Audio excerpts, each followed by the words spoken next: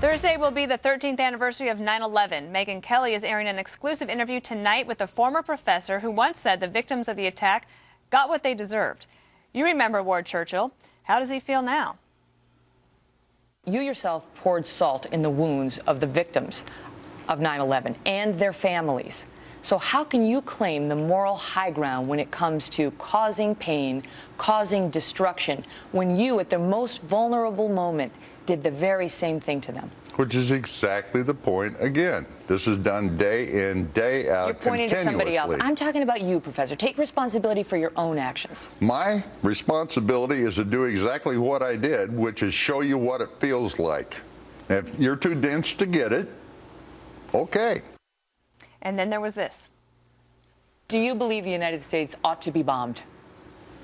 I think the United States, by its own rules, is subject to being bombed. You can't answer the question. Yeah, I have answered the question. I think the United States should comply with law. If it does not comply with law, it opens itself up to it, bombing that is. It opens itself up to having done to it everything it does to anyone else. Just answer honestly, yes or no. Do we deserve to be bombed? Just say it if you think it's true. Megyn Kelly is with us now. It's a big treat to have you. Does he answer that question?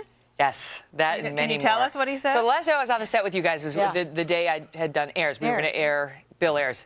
And you asked me about it, and I said, in a word, riveting. And I think it was. I mean, I think the viewer's response was very good. I agree. Definitely.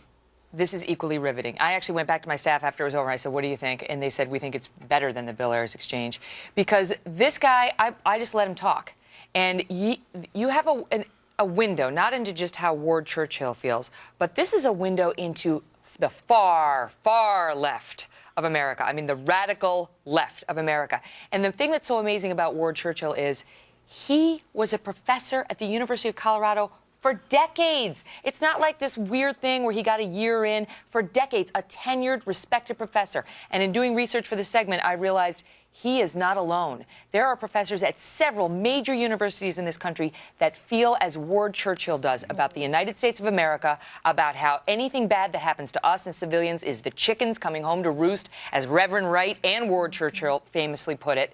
And it's a window into how these people feel when it comes to our foreign policy, our interventionist policies, and with respect to ISIS, what they think we should do with them. I asked him whether he thinks we have any moral high ground when it comes to this group that beheads Americans, and you'll hear what he had to say. So, Megyn, I watched your Airs, and it was riveting. I loved it. And at some point, you look at him and you go, okay, so he really kind of believes that stuff. And all right, and you kind of give people credit for believing when they really, truly believe it deep down. I watched some of this, and I wanted to strangle that guy. Did you have that different feeling listening to Bill Ayers and this joker, who probably come from about the same place on the left? Did you have a different feeling? I felt anger when he talked about the 9/11 victims and how, in his mind, they arguably, he'll sort of couch it a little now, deserved it because he claims they were little Eichmanns, which is, he was one of the worst Nazi war criminals for our viewers. I mean, one of the worst. And by the way, he and I get into it on Eichmann big time because nobody's ever challenged him on what Adolf Eichmann actually did. And you won't be surprised to learn he was one of the worst Nazis ever. He claims he was just a technocrat. He was a paper pusher. That is disproved in this interview. So I got angry when he was talking about that. But as between Churchill and Ayers, Churchill, I think, is a better human being. Ayers actually bombed the United States of America. He took human lives into his own hands, he and his wife, who's a terrible person, if you ask me.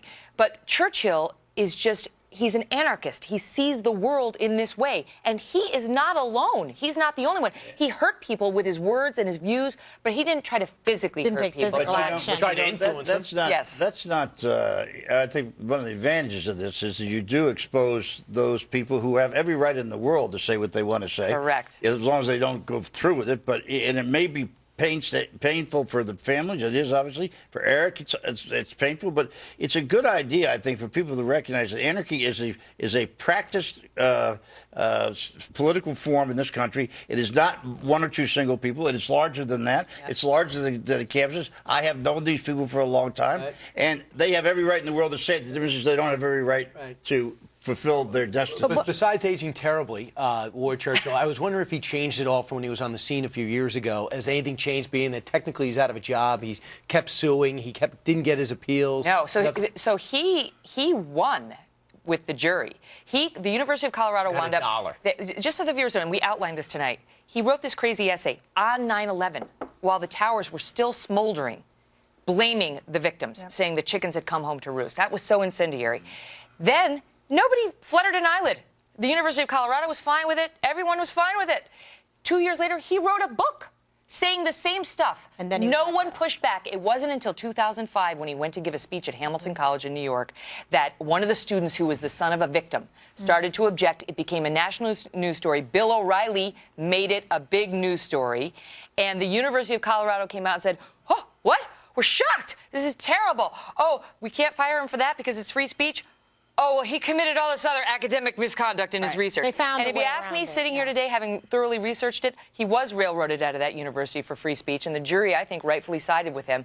But a judge reversed the verdict. So even though he won with the jury, he lost overall, and he's still out of a job. But wait until you hear what he is doing Megan, today. do you think that he bears any responsibility for his inflammatory rhetoric, the things that he says? Yes, he didn't personally commit physical acts, but he might motivate others to do so, and certainly it's emotionally injurious. And I asked him about that, right? Like, where you heard that in the clip. What about the pain that you've caused? You have so much empathy for the civilians that you claim the American military has killed, and in some instances has killed, though inadvertently, which he disputes.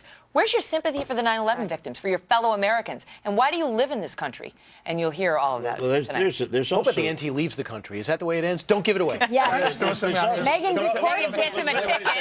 Then he goes on kayak.com. There also is, as bad as these anarchists is, look at the white supremacists. I mean, it's the same thing. Fair enough. But you know what the difference between the anarchists and the white supremacists? No, but you know what the difference is, Bob? The white supremacists aren't teaching our kids across liberal academia everywhere. That is the big point here. You're right, because let me tell you, and I asked him about this. This is going to air in two parts, part one tonight, part two tomorrow night. I asked him about the response in the academic community and whether this was out there and people knew about it.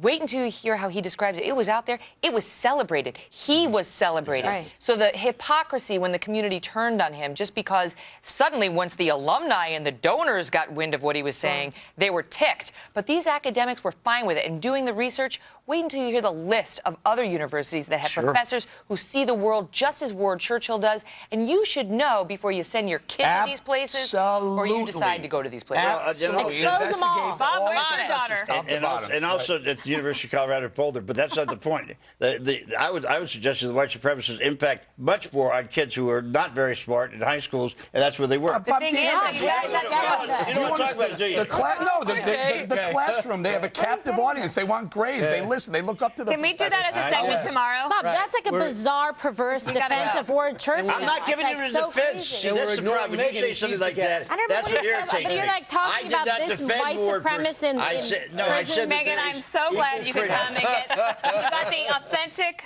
5 experience. Thank you. Thank you for having me. Hopefully I'm over this by 9. Don't forget to watch part 1 of her exclusive interview. It airs tonight at 9 p.m. And next, does President Obama regret going golfing after addressing America on the beheading of a U.S. journalist? His answer is up ahead.